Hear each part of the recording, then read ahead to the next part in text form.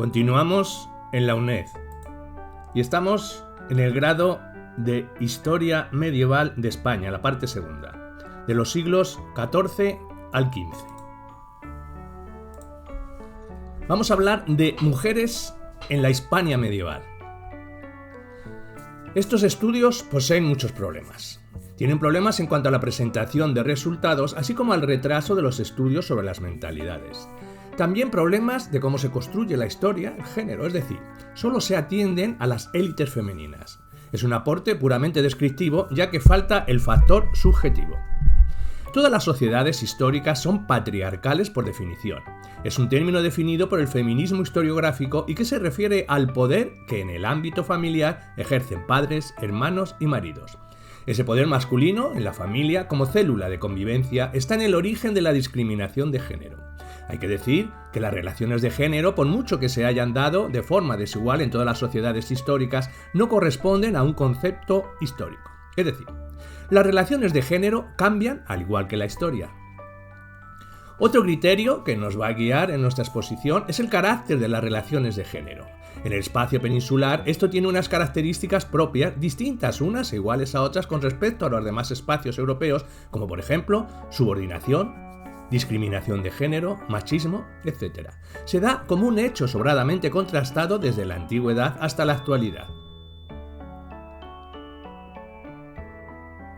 En un contexto de subordinación hallamos avances importantes para las mujeres, pero también regresiones. En la Alta Edad Media, nos interesa subrayar la preponderancia de la familia extensa, lugar donde conviven 2 o 3 generaciones. En la plena Edad Media se pasa a la familia nuclear, a la familia conyugal, donde el papel de la mujer es más importante en la vida social y económica, aunque no tanto en la política. El paso de la familia extensa a la nuclear supone un avance para el papel de la mujer en la sociedad y el hecho de que se diera más en las clases populares que en la nobleza nos da una pista sobre lo que vamos a ir viendo, a la mujer popular con más libertad que la noble. En el sector nobiliario, el feudalismo pleno supone la consolidación del linaje nobiliario de la memoria genealógica, funcionando como familia extensa. Esto redunda en algo que resultará evidente, es decir, los avances de la mujer en la era feudal resultarán menos claros entre las mujeres de la nobleza. Podemos hablar, por tanto, de diferencias de clase en cuanto a la evolución del papel de la mujer en la Edad Media. Esto no es necesariamente bueno para la mujer humilde. Aunque disfruta de mayor libertad, sufre una doble discriminación o subordinación, tanto por ser mujer como por ser vasalla. En cuanto al enfoque de género, es muy clara la superioridad de las relaciones de género en las clases populares. Un estudio demográfico de Reina Pastor con el enfoque de género ha determinado que en Castilla y León durante la plena Edad Media hay menos mujeres que hombres. Es una de las razones para el cambio de la situación de la mujer. Reina Pastor detecta un 50% de hombres célibes, mucho mayor que las mujeres que estaban casadas. Hay una alta mortalidad femenina, como consecuencia de las infecciones producidas en el parto. La situación se equilibra en la Baja Edad Media a causa de las guerras y epidemias. Estas acabarán como una parte de la población masculina que, no olvidemos, constituía la mayor parte de su población. Los datos ofrecen una edad de entrada en matrimonio para las mujeres de entre 15 y 17 años, mientras que para los hombres es de 20. En 10 años el hombre suele enviudar. La esperanza de vida de las mujeres es de 25 a 27 años, casi la mitad que la de los hombres, que llega a los 44 años. En el 14, la esperanza de vida de los hombres desciende de los 44 años a los 36, con lo que se aproxima a la esperanza de vida de la mujer. La vida de las mujeres es muy dura, a pesar de los avances de la plena Edad Media. En este tema vemos una síntesis realizada por Cristina Segura del año 1997, donde aporta la parte medieval a una obra general sobre la situación de la mujer en la historia de España. Hay que dejar claro la contradicción que existe entre la legalidad y la realidad de cara al estudio del papel de la mujer en la historia de los reinos medievales de la península ibérica. La oralidad es hegemónica. Hay que tener en cuenta que el derecho consuetudinario y los usos y costumbres están muy presentes en la época. Por ejemplo, el derecho de pernada no aparece por escrito en ningún fuero o ley, sino que se encuadraría dentro de estos usos. También vemos cómo las partidas apenas llegaron a aplicarse, fueron parciales. También encontramos que en los concilios y sínodos existe una mayor coincidencia historiográfica. conciencia. Lo que prohíben estos sínodos y concilios es lo que existe. Comentaremos, a modo de resumen, que la situación de la mujer es más libre y oral en las clases bajas frente a las altas, así como en el medio rural frente al urbano. Además, hay 3 tipos de matrimonios: de hecho civil, de hecho y eclesiástico. De hecho, son hombres y mujeres que se casaban sin mediar un contrato administrativo, así como tampoco la participación de la Iglesia. Constituyen la inmensa mayoría de los matrimonios en la sociedad medieval, mayoritariamente popular y campesina. Otra variante con los matrimonios clandestinos, que se relaciona más con las clases altas. Aquí no participaban notarios, ningún documento escrito, así como tampoco la Iglesia. Puede que sean matrimonios por amor, que aparecen como matrimonios por rapto o hurto, viviendo un matrimonio de facto. Tenía tanto valor como el civil. Son válidos, pero no para el valor de la herencia matrimonial. Aquí también las barraganas de los miembros del clero, que siguiendo los comportamientos de la alta nobleza, establecían contratos para proteger a los hijos. No son concubinas al estilo de la nobleza, es el léxico utilizado en los sínodos. En cuanto al civil, este es el plan de cada día entre los nobles, patriciado, urbano y obispos. Hay un patrimonio que conservar que obliga a pasar por el notario o a establecer un contrato privado. Normalmente son acordados por las familias mediante un acto civil que se podía romper en cualquier momento. Hay que decir que no existía el divorcio, ni siquiera como palabra, pero sí se practicaba tanto de hecho como civiles. Primero se establecía un documento para ambas familias con cláusulas sobre la dote y las arras. Era firmado por ambas partes, la firma de los esponsales. Luego venía el acto del desposorio, es decir, la entrega de la novia al novio, lo que nosotros entendemos como la boda civil, seguida generalmente de una fiesta de gran importancia. La mujer noble era menos libre que la campesina, ya que aquí el marido podía repudiarla en cualquier momento y tener oficialmente concubinas. Se han encontrado documentos de compromiso del hombre con una concubina. En casos de adulterio solo era considerado delito para la mujer. Comentar también que en el caso de estos matrimonios el control de la natalidad no existía, mientras que sí existía en el mundo campesino con abortos o sistemas anticonceptivos. Y en cuanto al sacramental, este nace en el siglo XIII. En el siglo XIV y XV se regulan los matrimonios en el ámbito de la alta nobleza y el patriciado urbano, no así entre el alto clero, que seguía siendo civil. Se trata de un matrimonio indisoluble y bendecido por la Iglesia, donde las ataduras entre ambos cónyuges alcanzan un grado máximo.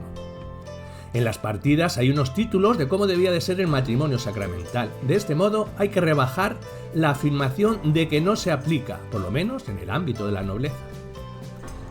Vamos a ver sucintamente la situación de la mujer en distintos ámbitos. Al tiempo que la situación, en el 13, de la mujer en el seno nobiliario se endurece, las mujeres campesinas experimentan un proceso contrario. Aparecen pruebas evidentes de la igualdad judicial entre hombres y mujeres. Un ejemplo es la investigación de Reina Pastor para los foros de Galicia. Está confirmado que igual que los hombres, las mujeres podían recibir foros, heredarlos y venderlos, es decir, ellas también tenían esos privilegios. Es una influencia del derecho romano que está en alza después de Alfonso X. Esto no es así, en realidad. Ni las partidas ni los fueros confirman esos derechos. Es como consecuencia del peso que las mujeres tenían en las economías campesinas y también porque es una supervivencia de los contratos agrarios bilaterales, de tipo romano, que los señores firmaban con los campesinos libres. Juegan un papel muy importante en la economía de las granjas campesinas con labores como el cuidado de los animales, la huerta, asegurarse de que haya agua y leña, el cuidado de la viña, tejer hilo, elaborar el pan y colaborar en los trabajos del campo. Esto sirve para el autoconsumo, así como para pagar las rentas. En algunos casos llevaban el peso de toda la actividad, como por ejemplo las viudas o cuando se quedaban solas por motivos distintos como las guerras. Incluso cuando más adelante se feudaliza la sociedad y vuelve la servidumbre altomedieval, a la mujer le toca la peor parte. La mujer no estará sola. El carácter comunitario de la vida de la aldea generará una fuerte sociabilidad y solidaridad entre ellas que supone un cordón sanitario frente al dominio masculino. Los espacios de interacción eran fundamentalmente las fuentes, los molinos, las iglesias y las fiestas. Era muy importante la transmisión de los saberes femeninos como los anticonceptivos, el alargar la lactancia, las cuestiones de tipo sexual, etc. Recordemos que se casaban sobre los 16 años, lo que también implicaba una boca menos que alimentar. También se transmiten saberes culinarios y curativos. En cuanto a las mujeres artesanas, diremos que a partir del auge de las ciudades encontramos un notariado que nos ofrece una información más social económica. La mujer no tiene derecho a ser vecina, aunque sirva para transmitir la ciudadanía a hijos e hombres. En documentos, la mujer puede actuar por delegación del hombre, sobre todo ante la falta de estos. No pueden participar del concejo, ni tampoco de ningún cargo que implique poder político. De iure, no se hace ninguna concesión, otra cosa es cómo se realizase de facto. Tampoco podían ser testigos en juicios, salvo si se trataba de conflicto entre ellas, entre mujeres. Encontramos contradicciones entre la legislación y la práctica. Así, vemos que pueden disponer de sus bienes, legando bienes y participando en una compra-venta. También las encontramos formando parte de los gremios, incluso como maestras, pero de iure no podían.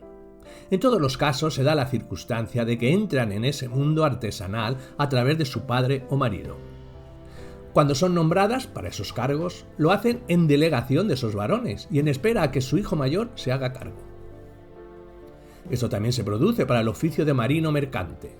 El único trabajo puramente femenino y regulado era la prostitución y las mancebías. En muchos casos eran propiedad del rey o del obispo, del señor noble. Respecto a otros oficios de mayoría femenina, se han podido estudiar para la Baja Edad Media, concretamente para la ciudad de Córdoba. De una manera más o menos generalizada, esto es extrapolable.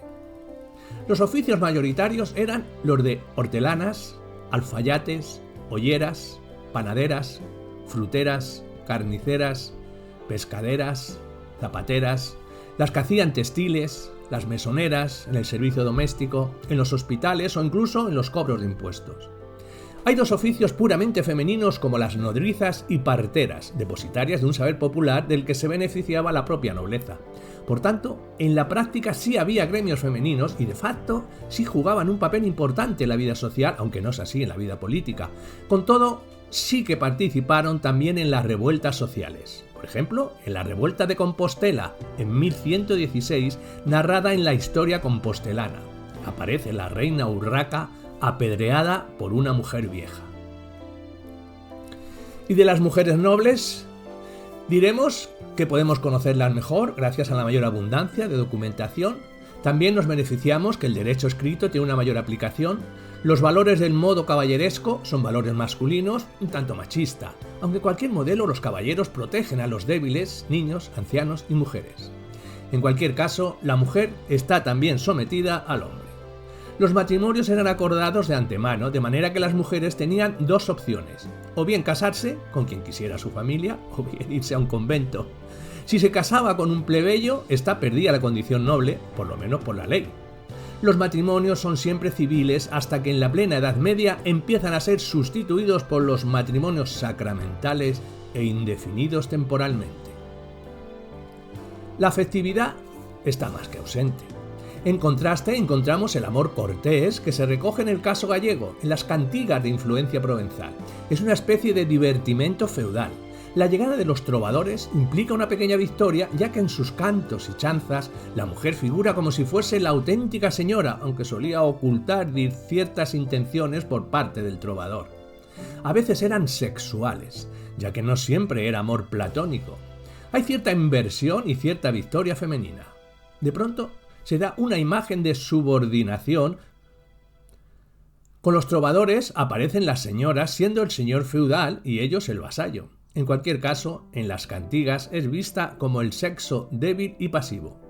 El modelo es la Virgen María, sufridora, y no tanto Eva o Magdalena. Hay que decir que los peores años eran aquellos donde tenían un hijo tras otro, siendo la mortalidad bastante frecuente. Para los linajes, un símbolo de poder conllevaba tener muchos hijos. Cuando dejan de estar en el periodo fértil, llegan a ser muy longevas. En general, la mujer vivía recluida en el castillo, en parte para evitar relaciones extramatrimoniales que estaban legalizadas para los hombres. Los bastardos mencionados en las fuentes son casi siempre del señor. La sucesión era para los hijos legítimos. Cuando no había descendencia legítima, es cierto que heredaban el hijo bastardo, pero son del hombre, no de la señora. El adulterio estaba penado para esta parte de la población, pero especialmente para las nobles. Las relaciones cotidianas se establecían con criadas y mujeres de su propio linaje, ya que aquí la familia extensa se mantiene. Era el medio social por donde se movía, además de su cordón sanitario. Salía del castillo, aunque allí recibía al clérigo de la capilla o el mayordomo, y poco más. Siempre estaba la duda del adulterio. La mujer participaba notablemente de todo el ocio caballeresco, como fiestas y torneos, donde lucían sus mejores galas. A veces, gracias a la investigación, encontramos a la mujer al frente de la administración feudal, algo que suele originarse por la falta del varón, pero que en ocasiones se hace permanente, tanto por guerra como por su marcha a las cortes. Se puede hacer permanente al controlar el hombre las relaciones políticas y las mujeres las relaciones sociales y económicas. También está la educación de los hijos. Un ejemplo es el Manual de Educar a los Hijos o el Liber Manual de Duoda, una noble catalana de la zona ultrapirenaica del siglo IX. Sobre todo es una educación religiosa del bien y del mal, aunque de poco le sirvió, ya que sus hijos fueron decapitados en la lucha contra los francos, junto con su padre. La responsabilidad de educar a los hijos es de la señora. Se produce una distinción entre los hijos y las hijas. Las hijas aprenden a leer y a realizar cuentas para ser buenas esposas, o leer y religión para entrar en los conventos. En el caso de los hijos eran instruidos en el arte de la caballería, guerra, caza, torneos. Es un grado de incultura mayor al que se da en los hijos nobles. Es decir, el poder de la mujer es más de autoritas que de potestas. Autoridad que en un momento dado, por delegación, por desaparición o muerte, hasta que el hijo adquiere la edad para ejercer el poder. Una excepción sería que muriese el cabeza de familia, sin hijos, y que la mujer herede, aunque debe casarse con un hombre de su condición para que se le reconozca esa condición. Un ejemplo, doña Urraca, que tuvo que casarse con Alfonso I el Batallador de Aragón para poder ser reina, al igual que la reina Isabel la Católica. Las mujeres religiosas. Decíamos que la única vía de emancipación para las mujeres era la entrada en el convento. En principio, el discurso del cristianismo propone una concepción igualitaria tanto en los discursos de Jesús como en su relación con ellas. La Iglesia se jerarquiza y se burocratiza, es decir, se aparta a la mujer. La historiografía feminista viene a decir que este cristianismo volvió a la concepción del judaísmo patriarcal. Hay que tener en cuenta las herejías, caso de cátaros o priscilianistas, donde la mujer participaba. En la elaboración de la doctrina cristiana, la mujer estuvo ausente. Eran unos cánones eclesiásticos hechos por y para los hombres. En la Alta Edad Media existen los monasterios familiares, donde surgen los monasterios dúplices que en la plena Edad Media se separan con el benedictismo. Entrar en el convento significaba cumplir decisiones familiares o en la medida de su poder de decisión para escapar de un matrimonio indeseado y sus daños colaterales, como eran los partos. En la Baja Edad Media, con el auge urbano, encontramos que las mujeres llegan más lejos en los monasterios benedictinos característicos de la Alta Edad Media. En el caso de las franciscanas, es cierto que dependían del prior de la orden, obispo o papa, pero podían organizarse. Santa Clara fue una de sus principales seguidoras de Francisco de Asís, que le permitió establecer su propia orden franciscana femenina, las clarisas. Por otro lado, las beguinas eran mujeres laicas que formaron una orden muy independiente, aunque tenían que rendir pleitesía al poder eclesial regular. También había ortodoxas y heréticas. En general, fue una orden bastante condenada por parte del papado. Las mujeres vivían libres fuera de la ortodoxia y del sistema patriarcal.